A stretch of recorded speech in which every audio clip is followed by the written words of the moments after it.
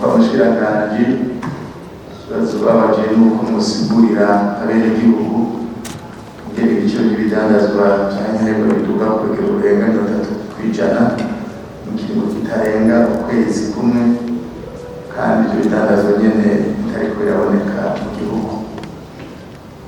Sagasishwa rumuri nkuko biri ku masoko hano mu gihugu cyacu Burundi ndetse no ku masoko mpuzamakungu dusumiramo ibikoresho by'ibanze n'ibindi bikoresho bya nkenerwa hano mu gihugu cyacu Burundi.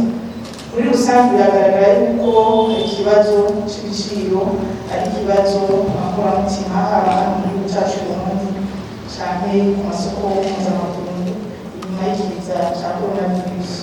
Ibyo rero bikaba byatangiye kwibonekeza nyuma y'ikiza cya coronavirus umwaka w'ibihumbi bibiri na rimwe, aho byagaragaye yuko ibiciro byagiye biraduga, ibiciro na cyane cyane ibikoresho by'ibanze amahinguriro bakoresha, ibiciro byo kwiyunguruza na cyane cyane cy'umuvuga abakozi transport hamwe na kuri logistique muri rusange. Mushamuga rero iyo ibiciro by'ibikoresho by'ibanze biduze cyane ibiciro bya kuri logistique byo kunguruza abantu cyane ibiciro by'ibitoro, amahinguriro y'abantu mu gihugu cyacu Burundi cyane amahinguriro yose muri rusange araheza akavuga ko n'ibyo bivuga ry'ibiciro. Rero nyuma y'ikiza cya coronavirus novuga ko igisata cy'amahinguriro hano mu gihugu cyacu yacu nyene cyarashikiwe n'izo mpinduka bivanye n'uko ibiciro byariko biraduga ku isoko mpuzamakungu dusanzwe dusubiramo. Mukaba muzi rero yuko igihugu cyacu Burundi dufise akse ku mabahari, ni ukuvuga ngo ibidandazwa byose tubona mu gihugu cyacu Burundi tubironka duciye mu mihora yo guhana ibidandazwa igihugu cyacu Burundi kirimo. Aha novuga nk'umuhora ushikana ku kivuko c'i Dar es Salaam, umuhora ushikana ku kivuko c'i Mombasa, hamwe n'ibindi bica ku kivuko c'i Zambia aho hakurya Murumu, n'ibindi rero bica ku kibuga c'indege ca Bujumbura biciye mu kirere. Ariko ibidandazwa turonka hano mu gihugu cyacu Burundi 90% biza bivuye biciye hagati umuhora wo hagati w'ibihugu bigize umugabane wa Afurika wo hagati, hano kuvuga ibihugu bihuriye ku kivuko c'i Dar es Salaam. Ibyinshi rero twemporta tubironka biciye ku kivuko c'i Dar es Salaam 90%. Rero novuga nyamukuru zituma ibiciro biduga haba hano mu gihugu cyacu Burundi cyangwa muri rusange, ariko reka ndi cyane cyane bituraba hano mu gihugu cyacu Burundi kuko ibyo muri rusange nabivuze, ni uko hariho nyamukuru zitatu.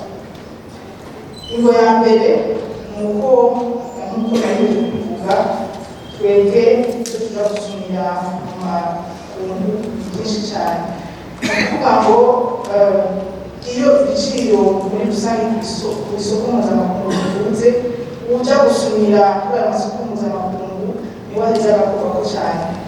Akarorero notanga dufatiye ku biharuro kuri Europea ni uko dufatiye ku mwaka w'ibihumbi bibiri na mirongo ibiri igihugu cyacu Burundi cyayakoze hagati hafi miliyoni n'amajana 4 w'amatoni dukura hanze. Muri ibyo 886 by'amatoni ija muri bya bikoresho by'ibanze les biens de production. Ivyo navyo mucamumva yuko 85% y'ama-importation ivyo tuja gusumira hanze ni matière première amahinguriro yacu akoresha mu gihugu cyacu Burundi. Ama-exportation nayo ivyo dushorera mu makungu birenga amatoni 130. Mucamumva ko hariho ubusumbasumbane hagati y'ivyo tuja kugurira hanze n'ibyo dushobora mu makungu. Rero iyo desekiri mu busumbasumbane buri hagati y'ibyo dushorera hanze n'ibyo tuja kugurira mu masoko mpuzamakungu biraheza bigatuma haba ikena ry'amafaranga mu makungu. Ibyo nabyo bigaca bikora ku mahinguriro kuko ntazambara rumwe amafaranga mu makungu akwiye kugira ngo ashobore kuja kugura bya bikoresho by'ibanze twumva yuko bigize ibice hafi 90% bya fermentation y'igihugu cyacu Burundi. Rero inzira imwe irama yo kuzana amafaranga mu kuduza ama exportation hejuru y'andi mafaranga tuba turonse bivuye mu ngurane cyangwa ingamba y'iterambere iriko irakoreka mu gihugu cyacu Burundi. Iyi desequilibre kugira ngo dushobore kuyigabanya turonke amafaranga akwiye nuko turonka umwimbu tugahingura tugashobora gushora amafaranga tukagarukana akadufasha kuja kugura ibikoresho by'ibanze dufitiye hano mu gihugu cyacu Burundi kuko hari icyo tudafise tugereza kuja gusoma hanze. Mugabo iyo duhinguye ibyo dusenga hano mu gihugu cyacu Burundi tukabishora natwe turaheza tukabona amafaranga yo kuja kubisumira hanze. Iyi desequilibre rero niyo novuga imbonamukuru ituma n'amahinguriro yacu aba afekte kuko nayo aba akeneye kuronka amafaranga kugira ngo aje gushobora kuja gusumira ibikoresho by'ibanze muri ya masoko mpuzamakungu. Ingo igira kabiri ni ibiciro by'ibitoro ndetse n'amaserivisi ya logistique yagiye araduka mu gice cya mbere cy'uno mwaka, ariko byagiye biratangwa kwibonekeza kuva mwaka w'ibihumbi bibiri na mirongo ibiri na rimwe, aho twabona yuko ibiciro byaba ibiciro by'ibitoro cyangwa ibiciro byo kwiyunguruza cyangwa ibiciro by'amaserivisi yandi ajyanye na logistique byagiye birahinduka mwaka ku mwaka.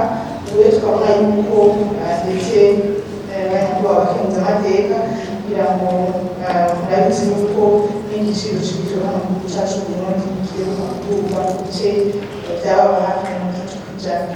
Amahinguriro rero uretse igitoro bakoresha muri chaîne de production, hariho n'igitoro bakoresha muri chaîne de distribution. Ko muri chaîne de production notanga akarorero kamwe kuko gutara umuyagankuba ukwiye, hari igihe amahinguriro acakoresha coupe électrogène. Iyo coupe électrogène igikoresha igitoro, ico gitoro nacyo kiduze mwumva ko n'iyindi iyo kiduze bica byongera kuri coût de production. Ikindi nacyo kugira ngo bashikanire ibyo bahingura benegihugu bakoresha igitoro, ico gitoro kiduze bica byumvikana yuko na kuri chaîne de distribution mu gutanga bya bihingurwa byabo bitegerezwa guca biduza igiciro. Ingo igira gatatu novuga nuko ikiguzi c'amafaranga amakungu nacyo nyene dukoresha mu kuja gusumisha bya bikoresho by'ibanze cariyongereye cyane mu bice birenga mirongo itatu ku ijana bivanye n'ingingo yafashwe n'ibanki nkuru y'igihugu mu mwaka nyene, kuko ya mahinguriro nayo aja gusumira hanze wahura kuja gusuma ikintu ku mafaranga igihumbi, hanyuma iryo faranga ryahora ari igihumbi rikaja igihumbi n'amajana atanu akora akarorero hanze. Murumva yuko ikiguzi ca bya bikoresho by'ibanze kiba kiduze, wowe w'umusumyi ikiguzi kiba kikudugiye. Iyi ngo rero novuga nayo nyene iri mu ngo nyamukuru ituma aya mahinguriro aduza igiciro. Mushamuga rero yuko amahinguriro muri rusange ya hano iwacu izo ngo zitatu mvuze bica bigira ingaruka kuri coût de production, hanyuma bigaca biba ngombwa yuko amahinguriro asubiramo ibiciro muri rusange kuko ihinguriro riba rifise caractère commercial, riradandaza rishobora rero gukora ihomba, riraraba ingufu zashizeho mu coût de production rigaharura inyungu rikuramo, hanyuma rigaheza rigashinga igiciro kugira ngo igiciro kitavuna ihinguriro kikavuna kandi n'umuguzi ko abakiriya baba bagura boja gushinga igiciro rero kirenze kitazohoka. Rero dufatiye inganda zikorera hano mu gihugu cyacu c'Uburundi nka zose byabaye ngombwa ko igiciro gisubirwamo muri iki gice kigira kabiri c'umwaka kuva mu kwezi kw'indwi. Byaribonekeje cyane mu bihinguriro uruganda rwa Susumo, Braludi, Musonga Steel, Imena, inganda zikora amazi, eka n'izindi nganda zose muri rusange, tutavuze ngo biba byabaye kuri Susumo gusa cyangwa Braludi. Muri rusange izi mbonamukuru zakoze ku mahinguriro yose hano mu gihugu cyacu Burundi n'amahinguriro mato mato ahindura ifu, biragaragara yuko byabaye ngombwa ko basubiramo igiciro. Fatiye nk'isukari, ibice 50 by'isukari tuhereza mu gihugu cyacu Burundi iva hanze kuko uruganda rwa Susumo rudashobora guhingura isukari ibintu biherezaga. Gusa mwumva yuko ibice 50 by'isukari biva hanze, igiciro naco nyene gitegerezwa guhinduka. Ikindi naco gushyira mu buseko ibice 90 by'ibikoresho by'ibanze byose nibyo bikorwa ku masoko mvamakungu.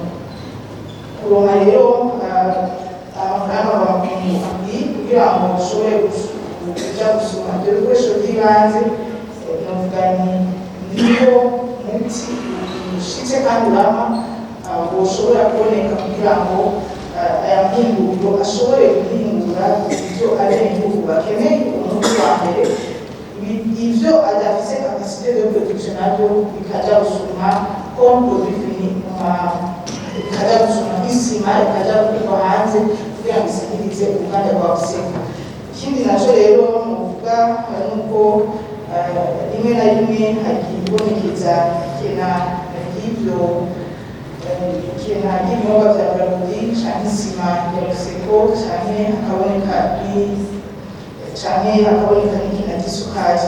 By'ukuri nivyo bitubihari hari igihe haboneka ikena kuko biba bivanye n'uko ivyo bahinguye muri uwo mwanya bikaba bishobora gukwira abenegihugu bose. Ariko umushikiranganji twarahamagariye abakozi bashoboye kugira ngo twumve yuko kuja kuzana isukari birekuwe ata muntu n'umwe w'umugwizatunga ashobora kuja kwisumira isima mu masoko mpuzamakungu akayizana ngaha mu gihugu yempoka irarekuwe. Akenshi rero hari igihe tunakura n'ibibazo bakaza none kubera iki bitahari ngaruka kukaza mugana